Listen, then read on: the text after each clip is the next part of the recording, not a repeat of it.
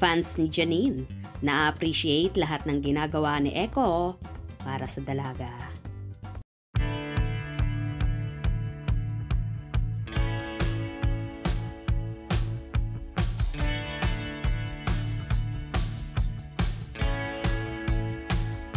Hindi lang naman ang Asia's rising star ang tuwang-tuwa at so happy ang puso ngayon na kahit ang mga fans ni Janine Gutierrez ay nag-uumapaw ang kaligayahan sa nakikita ngayon sa love life ng dalaga.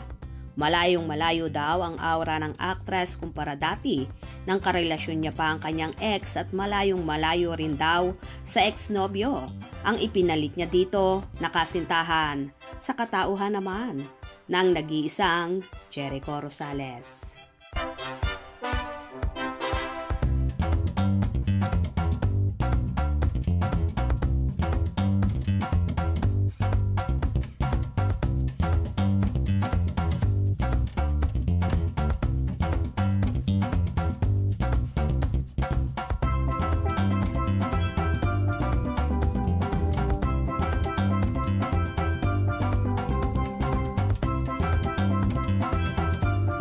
Ating pasasalamat naman ang fans ni Janine na dumating sa buhay ng dalaga ang magaling na aktor kung saan naging makulay ulit ang buhay ni Nini.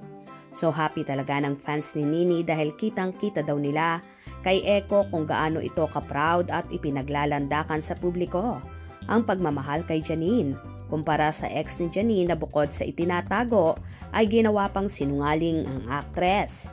Ngayon nga daw ay ipinagsisigawan ni Jericho sa buong mundo ang pagmamahal niya sa anak na panganay ni Lotlot de Leon at Ramon Christopher Gutierrez.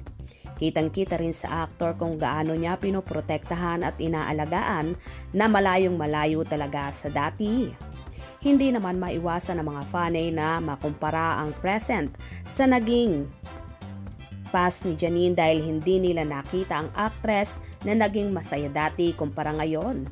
Naabot langit ang ngiti at sayang nararamdaman ng multi-awarded actress. Ang iba naman nagsasabi na magaling talaga si God dahil ipapakilala sa iyo ang tamang tao na mamahalin ka at aalagaan ka. Puprotektahan ka sa lahat ng bagay. Ipinaparanas lang siguro ni Lord ang mga maling tao sa buhay natin para matuto tayo at maging matatag sa mga haharapin pa natin in the future.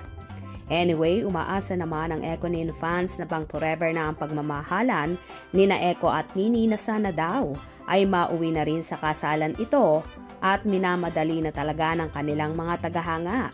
Dahil hindi na raw bumabata si Janine na ang habol ng iba ay magkaroon pa ng ilang anak ang dalaga kay Echo. Lalo pa naman at annulled na ngayon ang aktor sa ex-wife niyang si Kim Jones. Well, ipag-pray na lang natin ang Echonin na maging matibay ang pagmamahala nila at soon ay bubuo na rin sila ng sariling pamilya. Gusto nyo ba yon? Kung nagustuhan nyo ang video na ito, comment down below.